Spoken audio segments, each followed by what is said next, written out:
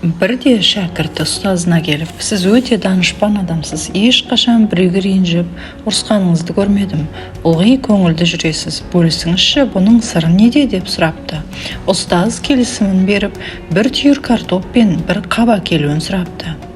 Егер кімде-кім сен ренжітіп ашуыңа тисе, сол адамның атын осы картопқа ойып жазып, нағапқа салып отырасың дейді. Сол ақ па деп сұрайды шәкірті. Жоқ, дейді ұстазы, бұл қапты ылғи өзіңмен алып жүруге тиіссің, және әрдайым біреуге өкпелеп ренжіген сайын бір картоптан салып отырасың.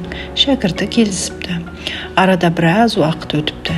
Шәкірттің қабы толып, көтеріп алып жүруге ыңғайсыз болып ауырлап, біраз қиындап кетіпті.